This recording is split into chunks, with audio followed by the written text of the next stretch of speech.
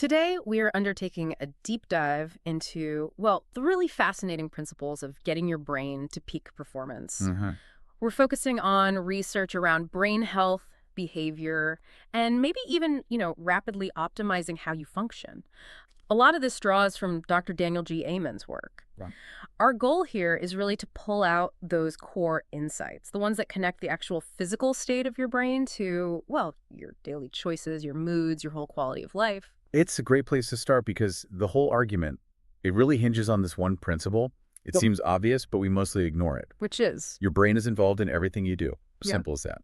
If your brain works right, you work right. So the main goal, according to these sources, is shifting your focus inward.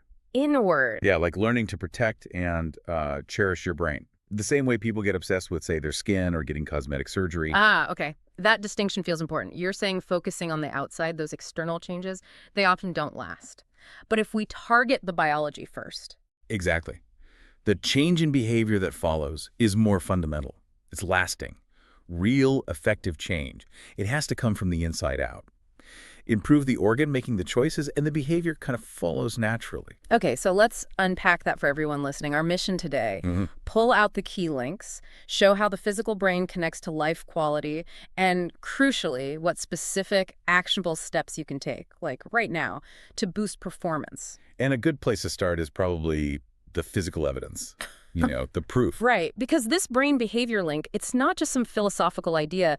The research leans heavily on functional brain imaging, specifically SPECT scans. Scientific scans, yeah. These scans visually show the activity, right, where the brain's working hard, where it's maybe slacking off. And this tech, it gives us clear evidence. It helps shift how we see problem actions, maybe not just bad choices, but actions driven by compromised biology. And the visual proof is, it can be startling. The sources give these incredible comparisons.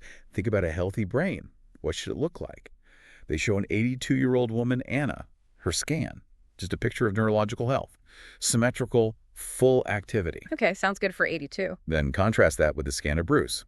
He's 20 years old, severe drug issues, painkillers, ecstasy, heroin, you name it. And Bruce's scan at 20 looked how? Toxic, honestly, that's the word they use. Shriveled. Huge areas with poor blood flow, compromised tissue. Wow. So the implication is powerful. Mhm. An elderly brain, if it's cared for, can look way better than a young brain that's been abused.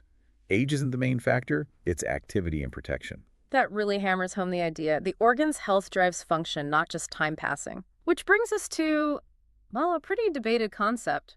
Free will. If the brain's compromised, are we still fully in the driver's seat? Well, the source material suggests free will isn't like an on-off switch. It's more of a scale, 0 to 100, and it directly correlates with brain health. Yeah. When brain function is seriously compromised, a person's ability to make rational, long-term choices, their free will, it's functionally reduced. That sounds radical, Okay. almost like an excuse for bad behavior. How does the research justify saying someone has less free will based on a scan? Well, it's justified by looking at the severity of the damage and then the change in personality and judgment that follows. Take Peter Chesa. Dramatic case. Age 62. He murdered his neighbor over a tree dispute that lasted 12 years. A tree dispute turned violent. Extremely violent And and irrational. But it followed two specific things: a serious head injury earlier in life, and later, coronary artery bypass surgery, which, the sources note, is linked to a higher risk for thinking problems. so physical trauma came first, potentially causing the judgment shift. Precisely. His SPECT scan showed severe dysfunction. It contributed to paranoia, aggression. The consensus, legally and medically, was that his capacity for rational judgment was altered, chemically, physically. It was brain dysfunction driving the aggression, not just pure willful malice, though, of course, he was still held accountable. Okay, that's the extreme end. But what about, millions of people dealing with less severe but still persistent daily struggles, like procrastination or disorganization? The principle still holds. Think about Jill.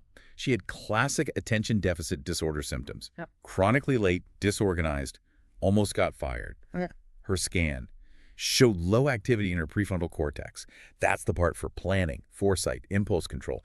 So once our treatment specifically aimed at boosting that PFC activity, The lateness stopped. the symptom of being late vanished. She kept her job, The issue wasn't a moral failure, it was a biological bottleneck. That shift in perspective from moral failing to biological bottleneck. That's why this is so powerful for you listening.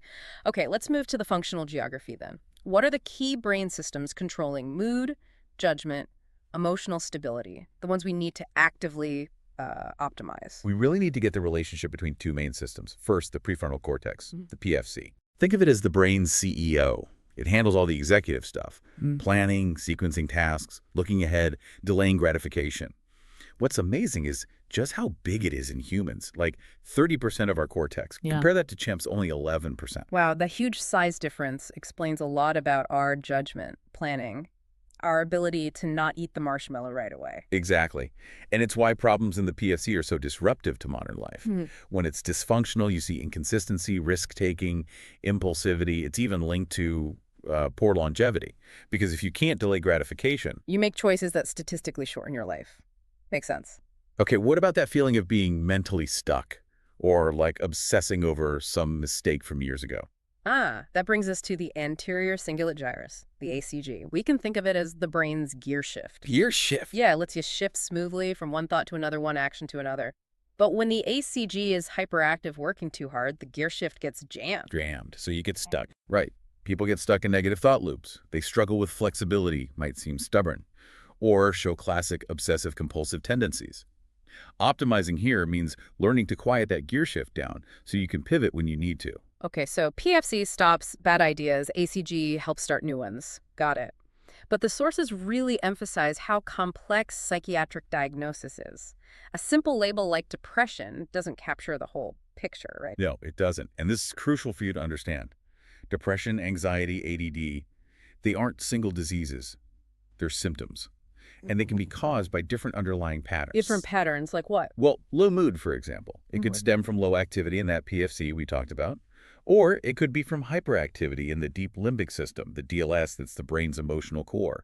It might even involve the basal ganglia, the BG, which relates to anxiety and pleasure. Lots of possibilities. The implications of that complexity must be huge for how medicine usually approaches this. Oh, absolutely. The sources are pretty clear that the standard one-treatment-fits-all approach, like giving the same antidepressant to everyone diagnosed with depression, it's often not enough. It can be controversial because it ignores these underlying physiological differences. You need targeted help based on the specific brain circuits that are off. Which logically leads us right to solutions. Different brain problems need different solutions. Okay, let's shift to actionable strategies for optimizing, starting with the physical environment, brain protection. We have to take brain protection seriously, really seriously. Remember, your brain is soft tissue, living inside a hard skull with jagged ridges. All right. And the source is stress. Significant brain injury does not require losing consciousness. It's often called a silent illness by researchers. I think most people, myself included, kind of assume, oh, I didn't black out, I'm fine. That's a really dangerous assumption. Even mild head injuries, like a concussion you barely noticed, often alter the brain's metabolism. They contribute to chronic subtle symptoms. Personality shifts, more negative thinking, trouble expressing emotions maybe. The research is uncompromising on this. You must weigh the benefit of high-impact activities against the quiet damage they can cause. So what are the practical safety rules, things we should adopt right now? Well, avoid sports with high head impact risk. Team football, repeatedly heading soccer balls, those are obvious ones. Always wear a helmet motorcycle, skiing, skateboarding, biking, always. And here's one that surprises people. Use proper ladders. Use safety measures when reaching high places. Falls are a huge cause of traumatic brain injury, especially as we get older. Okay, good advice. Now moving to fuel, what we put in the engine, diet and toxins. What are the absolute non-negotiables for brain health from the food perspective? First essential insight, omega-3s. Fish oil, specifically the components DHA and EPA. High consumption is profoundly protective. Protective how? Well, the sources cite research showing older people who ate fish just once a week had a 33% lower risk of developing dementia. The data on this is really robust. Wow, 33% just from fish once a week? Okay, what about energy? That feeling of brain fog people get. That's where protein balance is key. Getting protein at every meal, lean, meat, eggs, nuts, whatever works for you, it's critical for stabilizing blood sugar. Why is stable blood sugar so important? Our brain uses about 20% of your body's calories. It needs steady fuel. Protein helps prevent those sharp spikes and crashes you get from simple carbs. Those crashes. That's what causes that classic brain fog, the mood swings. Okay, protein every meal. Now for the tricky ones. Caffeine and alcohol, staples for so many people. What does the optimization research say about them? Alcohol demands nuance. Very small amounts, and we're talking maybe a glass of wine once a week or even once a month, definitely not daily, might correlate with a slight reduction in dementia risk. Maybe. But the latest research indicates that even small amounts consumed daily consistently reduce overall brain volume. It shrinks your brain. So it's a clear trade-off. Maybe some short-term relaxation versus definite long-term shrinkage. Oof, okay. And caffeine, that morning ritual for millions. Caffeine works by blocking adenosine receptors. Those are the things that signal you're tired. So blocking them tricks your brain, makes it think it's not tired. Hence the alertness. Right. But this artificial boost forces your body into a fight-or-flight state through adrenaline release. That's not sustainable long-term. Useful for a short sprint? Sure. But chronic reliance, it leads to elevated stress levels and ultimately undermines the very physical structure you're trying to protect. I know for me, figuring out those trade-offs is a constant calculation. Yeah, it's tough. Okay, we've covered physical protection, fuel. Let's finish with the mind itself, the cognitive model. How does our mindset physically impact the brain? Mindset is fundamental because the brain acts like a filter for reality. We can understand this with the cognitive model. A, activating event, plus B, brain's interpretation or belief. ACC, consequence or reaction. A plus B equals C. Exactly. Now, if your deep limbic system, your emotional center, is chronically overactive, maybe from past trauma or just poor sleep, your B, your interpretation, is going to lean negative, anxious, which leads to disproportionate C reactions. You overreact. And the sources specifically mentioned gratitude as a way to counteract that negative filter. They did. There was this fascinating SPECT study on negative thinking. They had people focus on hateful or negative thoughts. And what they found? Activity significantly decreased in key areas. The cerebellum involved in coordinating thought processing, and the left temporal lobe, which helps with memory and positive emotional thought. So negative thinking literally hurts your brain's function.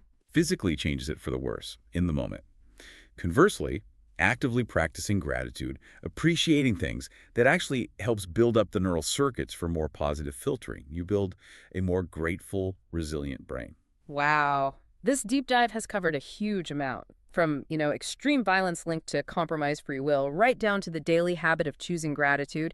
It all seems to come back to the physical state of the brain. The hardware's health dictates the software's quality. That really is the unifying thesis. And it brings us to a final, maybe sobering point for optimization. Pursuing a healthy brain isn't just for some people. It's necessary for pretty much everyone, because the standard for normal might be alarmingly low. What do you mean? Well, Dr. Eamon's team set really stringent criteria for what a truly healthy, optimized brain scan looks like. Normal. And they found that among people who consider themselves healthy, outwardly fine, only about 1 in 23 actually met those criteria. 1 in 23? Yeah. Only 1 in 23 supposedly normal people had a truly optimal brain scan.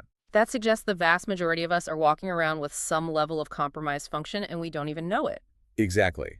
So if normal function actually means somewhat compromised function, well, maybe we should all be focusing on optimization, on treatment even, rather than just judging our own struggles or other people's struggles as some kind of inherent flaw.